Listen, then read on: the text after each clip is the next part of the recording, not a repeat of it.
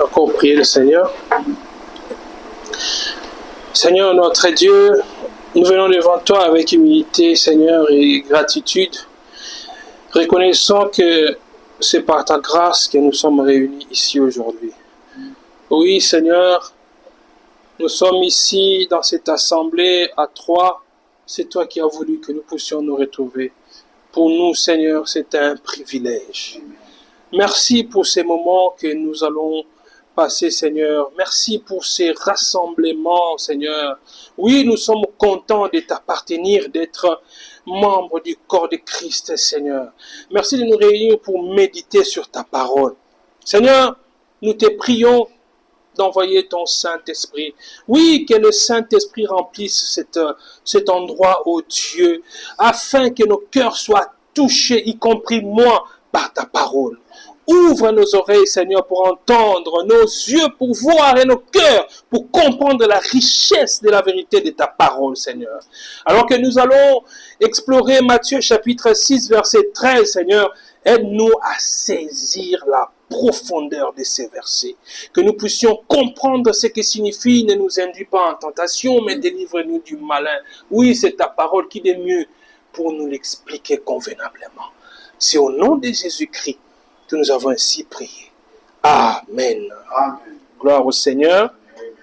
Que ce nom soit glorifié. Amen. Donc nous allons poursuivre notre série d'enseignements intitulée Notre Père. Nous sommes en train d'atterrir petit à petit. Nous sommes vraiment dans les derniers virages. Le dernier virage, et bientôt nous allons terminer cet enseignement. Après les deux merveilleux sermons que Papa Dego nous a donnés dernièrement, nous rendons grâce au Seigneur pour cela. Et aujourd'hui, nous allons donc poursuivre Matthieu chapitre 6, et nous sommes concernés donc par le verset 13. Matthieu 6, 13. Mais comme d'habitude, nous allons lire l'ensemble de ces modèles de prière pour que nous puissions bien nous situer. Matthieu chapitre 6, je commence à partir du 9e verset, j'irai jusqu'au 13e verset. La Bible déclare, Matthieu, là c'était dans Marc, Matthieu, voilà. Matthieu chapitre 6, je commence au 9e verset, la Bible dit, voici donc comment vous devez prier. Notre Père qui es aux cieux, que ton nom soit sanctifié, que ton règne vienne, que ta volonté soit faite sur la terre comme au ciel. Donne-nous aujourd'hui notre pain quotidien. Pardonne-nous nos offenses, comme nous aussi nous pardonnons à ceux qui nous ont offensés. Ne nous induis pas en tentation, mais délivre-nous du malin. Car c'est à toi qu'appartiennent dans tous les siècles le règne, la puissance et la gloire. Amen. Amen. Alléluia. Amen. Le verset 13 ici est très profond. Il est pratiquement subdivisé en deux parties. Nous allons commencer d'abord par la première partie qui dit « Ne nous soumets pas à la tentation, mais délivre-nous du mal. » Certaines versions disent « Délivre-nous du malin. » Alléluia. Amen. Délivre-nous du malin. C'est un des puissants versets de ces textes de Matthieu chapitre 6. Quand le Seigneur, en nous apprenant à prier, il nous demande de dire au Seigneur de ne pas nous induire en tentation, mais de nous délivrer du mal.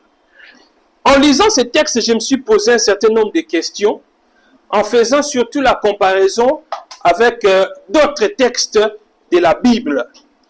Quand nous lisons, on le verra un peu plus loin, quand nous lisons dans Jacques, il dit que personne, quand il est tenté, ne dise que c'est le Seigneur qui le tente. Voyez? Parce que le Seigneur lui-même, il n'est pas tenté par les mal et il ne tente personne. Mais ici, dans Matthieu 6, le Seigneur Jésus dit, quand nous prions, que nous puissions dire, Seigneur, ne nous induis pas ou ne nous soumets pas en tentation. Mais Seigneur, ne sais-tu pas que Dieu ne tente personne? Voyez? C'est la question que je me suis posée. Mais la Bible nous dit que Dieu ne tente personne. Mais pourquoi devons-nous encore prier et lui demander de ne pas nous soumettre à la tentation? Quand on essaye de faire une étude approfondie de ces textes, les mots en grec traduits ici par tentation, généralement, c'est l'expression peirasmos en grec. Et cette expression-là est traduite en français par tentation. Généralement, en grec, ces mots-là que je viens de citer, peirasmos, c'est un mot neutre. Vous voyez, c'est un mot neutre qui ne veut pas forcément dire une mauvaise chose. Parce que quand nous prions en disant Seigneur, ne nous induis pas en tentation, c'est-à-dire là, c'est quelque chose de ne pas bien. C'est-à-dire le Seigneur ne permet pas que nous puissions sortir de ta relation, ne permet pas que nous puissions être séduits jusqu'à poser des actes qui sont contraires à ta volonté. Cette expression peiramos peut être aussi traduite par épreuve. Voyez, par épreuve. Dans le Nouveau Testament, là où on parle d'épreuve, c'est toujours le mot peirasmos qui est utilisé. Mais de la même manière, ici dans Matthieu, le mot ici est utilisé pour parler de la tentation. De la tentation. Alléluia. Amen. Alléluia. Amen. Le Seigneur, il ne tente personne et lui-même, il n'est pas tenté par le mal. Donc, nous devons comprendre la nature de la tentation dont il est question ici. La tentation, c'est une réalité que nous pouvons qualifier d'universelle. Il n'y a personne qui n'est jamais passé par la tentation. Tout le monde, chrétien comme païen, connaît la réalité de la tentation. Alléluia. C'est pourquoi je voudrais qu'on rentre encore dans Jacques chapitre 1, versets 14 à 15. Là-bas, nous lisons que chaque personne, chacun de nous, quand il est attiré par sa propre convoitise, c'est ça aussi la tentation. Alléluia. Donc, la tentation apparaît sous plusieurs formes. Parce que quand Jacques nous montre ici que, j'aimerais qu'on lise ça, pour être un peu plus précis, Jacques chapitre 1, versets 14 à 15. Jacques chapitre 1, verset 14 à 15. La Bible dit, j'aimerais même qu'on commence par le verset 12. Jacques 1, je commence à partir du verset 12. Heureux l'homme qui supporte patiemment la tentation. Car après avoir été éprouvé, il recevra la couronne de vie que le Seigneur a promise à ceux qui l'aiment. Verset 13. Que personne, lorsqu'il est tenté, ne dise « c'est Dieu qui me tente ». Car Dieu ne peut être tenté par le mal et il ne tente lui-même personne. Verset 14. Mais chacun est tenté quand il est attiré et amorcé par sa propre convoitise. Voyez maintenant la tentation dont est question ici dans Matthieu chapitre 6. Le Seigneur, il ne nous livre pas à la tentation. Mais nous sommes dans un corps qui n'a pas encore subi la rédemption. Alléluia. Nous sommes dans un corps qui n'a pas encore subi la rédemption. Donc, le Seigneur, il ne nous soumettra pas à la tentation. Alléluia. Le Seigneur ne nous tentera pas. Mais, étant donné que nous sommes dans ces corps de péché, nous sommes dans ces corps non encore régénérés, ces corps ici qui n'a pas encore revêtu l'incorruptibilité, nous serons toujours tentés. Alléluia. Et donc, quand le Seigneur nous demande de prier, afin que le Seigneur ne puisse pas nous soumettre à la tentation, ça ne veut pas dire que nous croyons que Dieu peut nous soumettre à la tentation. Non. Parce que Jacques est clair. La Bible ne se contredit pas. C'est ce que nous appelons l'analogie de la foi. La Bible s'explique par elle-même. Dieu ne peut pas soumettre quelqu'un à la tentation. Donc, quand le Seigneur nous demande de prier ici, de demander au Seigneur de ne pas nous soumettre à la tentation, c'est davantage, il veut que nous puissions exprimer notre dépendance à Dieu. Que nous puissions lui dire, nous sommes dans un corps pécheur. Chaque jour, nous sommes attirés. Ces corps nous poussent vers le péché. Mais nous ne saurons pas résister à ces corps si toi, tu ne nous soutiens pas. Amen. Je dis, priez, dites, ne nous induis pas en tentation. Alléluia. Amen. Mais délivre-nous du mal. La tentation est donc une réalité universelle. C'est pourquoi Jacques en parle en des termes clairs, en disant, mais chacun, il dit bien, mais chacun, motonios, chacun est tenté quand il est attiré et amorcé par sa propre convoitise. Donc, dans le contexte de Matthieu chapitre 6, verset 13 que nous avons lu, la tentation fait référence aux épreuves qui peuvent nous éloigner de notre relation avec Dieu. C'est de cette tentation dont il est question. Notre Seigneur Jésus, quand il a fini son jeûne de 40 jours, la Bible dit qu'il a été conduit au désert. Et au désert, le diable est venu faire quoi? Il est venu tenter le Seigneur. Quand le diable vient tenter le Seigneur, il n'avait aucune chance de réussir. Il ne pouvait pas réussir. Mais il est quand même venu tenter le Seigneur. Et là, nous voyons comment le Seigneur Jésus-Christ a résisté à la tentation du diable. Alléluia. Et un des éléments majeurs ou le principal élément dont le Seigneur Jésus-Christ s'est servi pour résister à la tentation, c'est la parole de Dieu. Amen. Toutes les réponses que le Seigneur donne au diable, ce sont des réponses puisées dans la parole de Dieu. Parce que le diable lui-même est venu dans sa ruse en voulant détourner la vérité de la parole de Dieu pour tenter le Seigneur. Mais le Seigneur a zongissié nanzela dans la vraie parole. Il est impossible de résister à la tentation. Il est impossible de surmonter la tentation pour nous, enfants de Dieu, si nous ne sommes pas assis dans la parole de Dieu. C'est pourquoi David a dit, je serre ta parole dans mon cœur afin de ne point pécher contre toi. Voyez?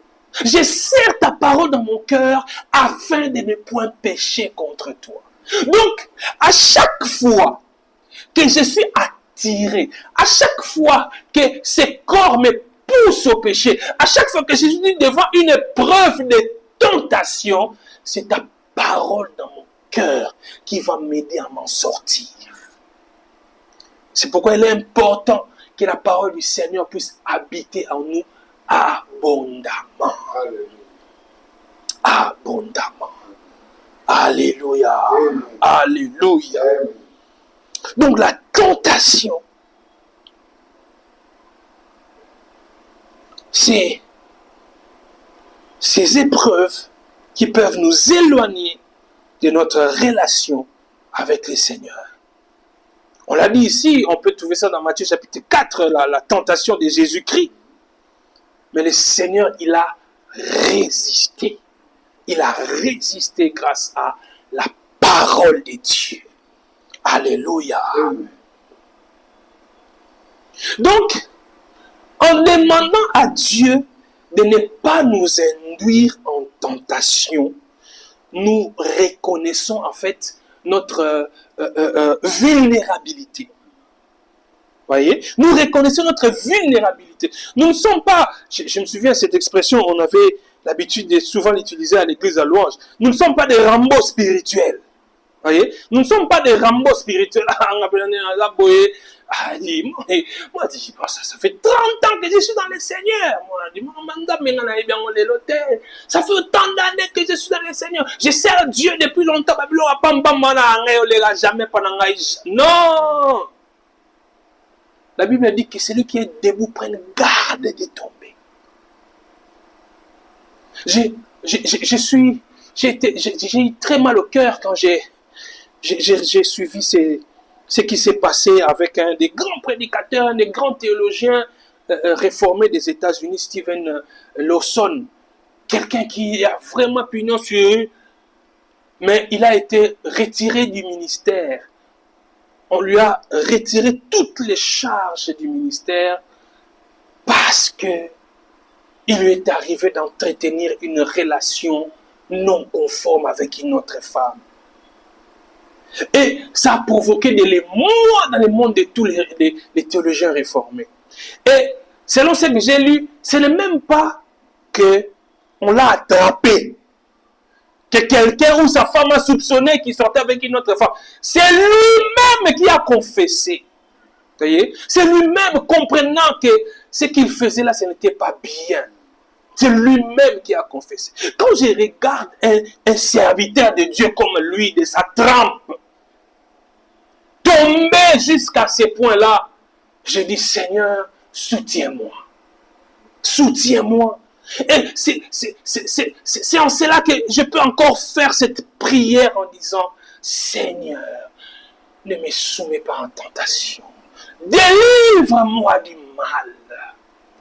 Alléluia. Amen. Si le diable s'est permis de tenter le Seigneur, le diable, je ne sais pas s'il y a un être de tous les êtres que Dieu a créés, nous les êtres humains, comme les êtres non humains, comme les esprits, le diable, tout ça, les démons, je ne sais pas s'il y a un qui connaît bien la grandeur de Jésus plus que le diable. Voyez? Je ne sais pas s'il y a quelqu'un qui connaît la puissance de Dieu plus que le diable. Parce que il a été dans ça. Et quand il a tenté sa mésaventure, la manière dont il a été précipité, donc il le connaît. Et la Bible dit, je crois que c'est toujours dans Jacques, parlant des démons. Quand dit, toi tu penses avoir la foi. Les démons aussi, ils savent que Dieu existe. Et ils tremblent. Vous voyez? Ils savent que Dieu existe et ils tremblent. Donc le diable, il connaît de quoi le Seigneur est capable. Mais il est quand même allé tenter le Seigneur.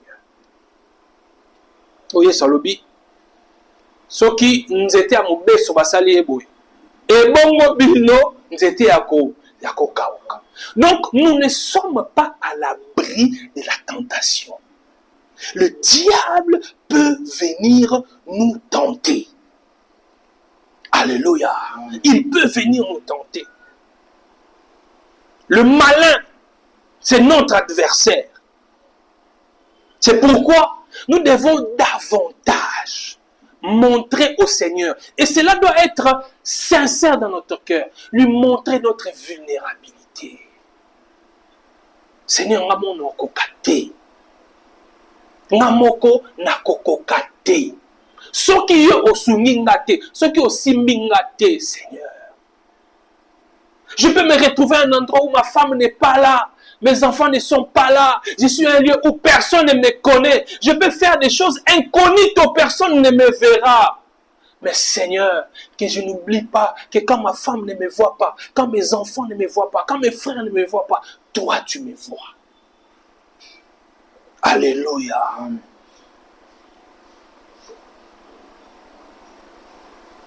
Quand nous prions en demandant au Seigneur de ne pas nous soumettre à la tentation, nous voulons lui dire, Seigneur, nous ne sommes pas infaillibles. Nous sommes faillibles. Et notre propre force ne peut pas suffire pour que nous puissions résister contre l'ennemi. Alléluia. Notre propre force ne suffira pas pour que nous puissions résister contre l'ennemi. Quand nous prions en lui demandant de ne pas nous soumettre à la tentation, c'est aussi un acte de foi.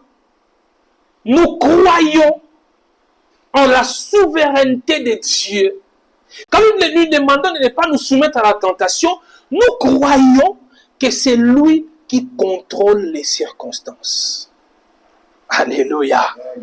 Nous croyons en cela. Nous ne croyons pas au hasard. Voyez? Nous, les enfants de Dieu, nous ne croyons pas au hasard. Nous ne pensons pas que quelque chose peut surprendre Dieu. C'est-à-dire, non, mais je n'ai pas vu venir ça. Toi aussi, il fallait que tu me demandes. Non, le Seigneur n'est jamais surpris. Aucune circonstance ne peut surprendre Dieu. Et en sachant qu'il est le maître des temps et des circonstances, quand nous lui demandons de ne pas nous soumettre à la tentation, nous reconnaissons, Seigneur, que c'est toi qui maîtrises les temps et les circonstances. Soutiens-moi, Seigneur. Donne-moi la force. Parce que Dieu sait ce que tu vas rencontrer après ici. Dieu sait ce que tu vas rencontrer demain. Dieu sait ce que tu vas rencontrer après-demain. Alléluia. Ne nous soumets pas à la tentation. Toi qui contrôles toutes choses. Nous sollicitons ta protection. Nous voulons que tu puisses nous guider. Que tu puisses nous conduire. Parce que, mes frères, nous avons parlé du diable ici, qui est l'ennemi. Mais nous avons aussi parlé, comme Jacques l'a dit dans Jacques 1, de notre propre convoitise. Donc, nous faisons face au diable, mais nous faisons aussi face à nous-mêmes. Alléluia. Nous faisons face à nous-mêmes, à notre propre nature. C'est pourquoi nous ne prêchons pas aux gens à croire en eux-mêmes. Non. Nous sommes mauvais. L'homme est mauvais. Nous sommes détruits. Je ne crois pas en moi-même. Je crois en Jésus. C'est ce Jésus-là qui peut transformer quelqu'un et faire de lui une nouvelle créature. Parce que moi-même, combien de fois ça ont des décisions résister une fois, deux fois, trois fois, quatrième fois, encore pris au piège. Combien de fois ça la promesse c'est pas battu. En tout cas, l'immissaire a peine mais tout royo sans faute mon anoya. Tout royo sans faute je ferai ça. Oh t'en fais pas donc je te donne ma parole je ferai ça. On jura, mais après tu te retrouves au salité et le koro la kaki moninga. Vous voyez? Donc tu n'as pas à mettre ta foi en toi-même. Non! Notre foi, c'est en Jésus. Pas en nous-mêmes. Parce que nous avons d'une part le diable comme ennemi, mais nous avons aussi la chair. Et je me dis même que l'ennemi le plus redoutable, c'est la chair. Alléluia, c'est la chair. C'est pourquoi, même le diable, quand il vient te tenter, il vient passer par la chair. C'est-à-dire, regardez la tentation de Jésus. Voyez? La tentation de Jésus, quand vous regardez bien, c'est dans Matthieu chapitre 4. Il y a quelque chose de très intéressant là, qui nous montre comment le diable, il connaît la dangerosité de la chair. Matthieu chapitre 4 à partir du premier verset. La Bible dit, alors Jésus fut amené par l'Esprit dans le désert pour être tenté par le diable. Après avoir jeûné 40 jours et 40 nuits, il eut faim. Il eut faim. Faim wana ezaki faim ya molimo te ezaki faim ya nini? Ya nzoto. Vous voyez? Le tentateur, donc le diable, s'étant approché, lui dit, si tu es fils de Dieu, ordonne que ces pierres deviennent des pains. Il ne lui a pas demandé de faire quelque chose qui n'était pas lié à la chair. Il a su que Jésus avait faim. Alors, il doit manger. Mais la manière d'obtenir la nourriture, ce n'est pas que Dieu est contre le fait que Jésus puisse manger. Non, mais la manière d'obtenir cette nourriture-là, c'est comme quelqu'un qui peut dire, ah, mais est-ce que le Seigneur vraiment peut être contre le fait que nous avons bien la vie? Est-ce que nous avons contre le fait que nous avons bien la mutuka? Ah, donc nous avons si on a commis peu bailleur, est-ce que ça m'a fait? Nga peso na somi mutuka, nga peso na komi na moyen, moi si nga pas kende poto, moi si na pas kende ba vacances, est-ce que ça m'a fait? Non! Et ça m'a bêté. Mais la manière, oh, comme la yango. Quand il dit au Seigneur Jésus, si tu es fils de Dieu, ordonne que ces pierres deviennent des pains. Le pain, ce n'est pas mauvais. Manger le pain, ce n'est pas mauvais. Mais tu as le lengeni ya Yesu Christo azwalipa. Enele mona yo. Nzamba aza contre le fait que yo za nala. Nzamba aza contre le fait que yo peut comment voyager, yo peut pouvoir, tout ça, ainsi de suite. Mais le lengeni yo zwa mbongo wana. Vous voyez? Et on te bien, le diable il passe par la chair. Donc azo incité ba désir ya musuni. Et Jésus répondit, il est écrit, l'homme ne vivra pas de pain seulement, mais de toute parole qui sort de la bouche de Dieu. Et le Seigneur qui parle ici que l'homme ne vivra pas de pain seulement, il a faim. Vous voyez? Il a faim. Mais il n'a pas voulu céder à la tentation du diable. Il n'a pas voulu céder à la tentation du diable. Surtout Kitina verset 5. Il dit, le diable le transporta dans la ville sainte, le plaça sur le haut du temple et lui dit, si tu es fils de Dieu, jette-toi en bas, car il est écrit, car il est écrit, il donnera des ordres à ses anges à ton sujet et ils te porteront sur les mains de peur que ton pied ne heurte contre une pierre. Jésus lui dit, il est aussi écrit, tu ne tenteras point le Seigneur ton Dieu. Voyez? Donc, azo kende ko tinda Yesu Christo ala musa musuni. Ozomona, ala musa mi boaka so peda mona nzami mi boaka totala. Hein, totala po comment mi ke arotinda ba angelu na ye ba roya rosimba yo. Donc plutôt sentir mo kilo mo memo na ke yo penoza mona nzambe, tita ngo mi boaka no zo kita. Ba mona mbalbo ba ange ba simbio ba ah to tipo bena za bena mona nzambe ozwa lokumu. Ozomona, ala musa orgueil ya mutu. Il passe toujours par la chair. Il passe par la chair. Au verset 7, au verset 6. Non, au verset 7. Le verset 8, pardon. Le diable les transporta encore sur une montagne très élevée. Lui montra tous les royaumes du monde et leur gloire. Et lui dit, je te donnerai toutes ces choses si tu te prosternes et m'adores. Jésus lui dit, retire-toi, Satan, car il est écrit, tu adoreras le Seigneur ton Dieu et tu le serviras lui seul. Alléluia. J'aime le verset 11, il dit, alors le diable le laissa. Et voici des anges vinrent auprès de Jésus et les servaient. Le débat, c'est là, il y a un biscuit. Cédez toi, cédez. Ah, cédez, il faut servir.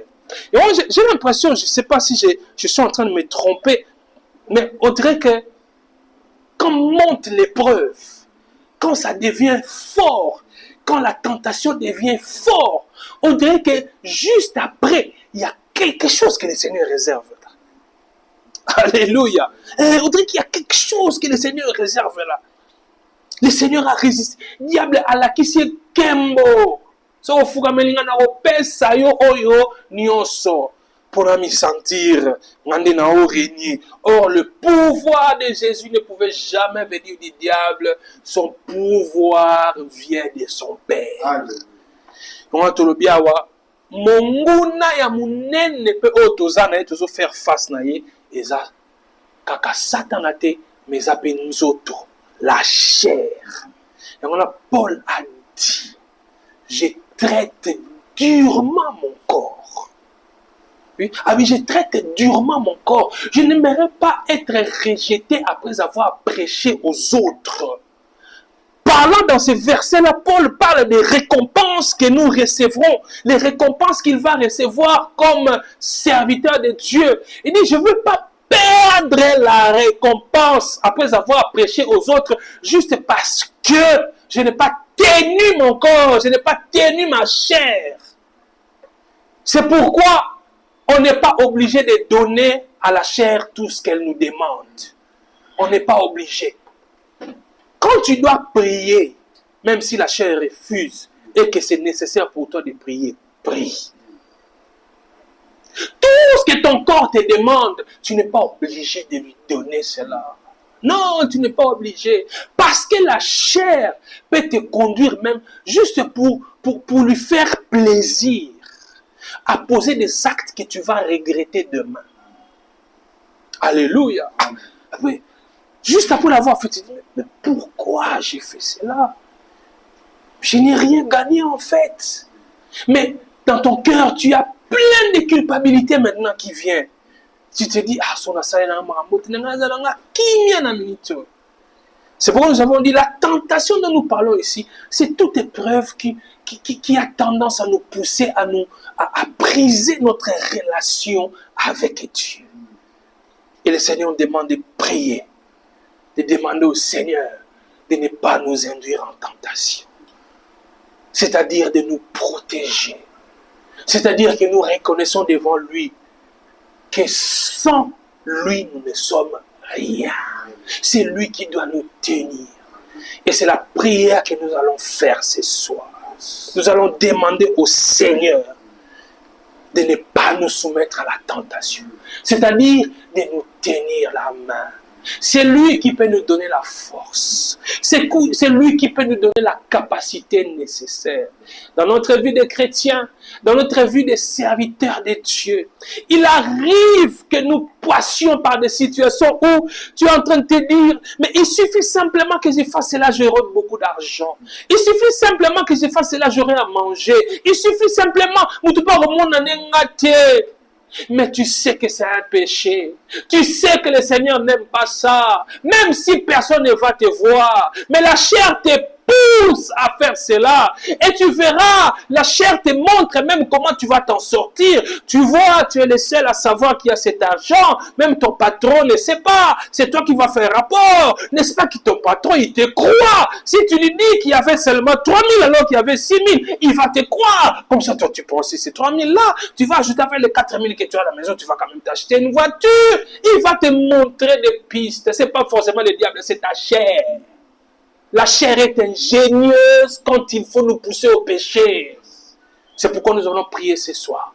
Que le Seigneur nous garde, qu'il nous protège, qu'il nous donne la discipline, que nous soyons disciplinés, que nous ne puissions pas céder à tout ce que la chair demande. Prions le Seigneur notre Dieu. Seigneur notre Dieu, nous venons devant toi avec, Seigneur, des cœurs pleins de gratitude pour ta parole révélée ce soir. Oui, Seigneur, nous avons médité sur la profondeur de ces textes de Matthieu chapitre 6, verset 13, qui nous rappelle, Seigneur, notre besoin constant de ta grâce face à la tentation, Seigneur. Nous voulons te rendre grâce encore une fois de plus ce soir, oh Seigneur notre Dieu, pour les vérités que nous avons partagées et écoutées aujourd'hui. Seigneur notre Dieu, nous reconnaissons que la tentation fait partie de notre réalité humaine. De chaque jour, Seigneur, nous y sommes soumis chaque jour, oh Dieu. Nous avons tous, oh Dieu, été confrontés, Seigneur, nous le reconnaissons, à des choix difficiles à faire, Seigneur. Des épreuves qui mettent notre foi, Seigneur Jésus-Christ, à l'épreuve. Oh, merci. Merci pour ton amour inconditionnel, Seigneur. Merci pour ton amour inconditionnel que tu as démontré par le sacrifice de Jésus-Christ. Merci, Seigneur Jésus, parce que tu es là pour nous tenir. La Bible dit Dieu ne tente personne parce que lui-même, il n'est point tenté par le mal. Mais Seigneur, nous voulons reconnaître ce soir notre vulnérabilité. Nous voulons reconnaître ce soir notre dépendance à toi. Si toi, tu ne nous tiens pas, nous tomberons. Si toi, tu ne nous tiens pas, Seigneur, nous tomberons. C'est pourquoi nous nous soumettons à toi. Nous nous soumettons à toi. Guide-nous, Seigneur. Montre-nous le chemin. Montre-nous quoi faire. Donne-nous le courage, Seigneur, d'accepter même la souffrance pour ne point tomber dans les péchés. Oui, ce qui doit être important pour nous, Seigneur, c'est de te plaire. Et non de plaire aux hommes. Et non de plaire à la chair. Telle est notre prière ce soir. Et nous l'avons faite au nom de Jésus-Christ. Merci, Seigneur. Merci, Seigneur. Amen.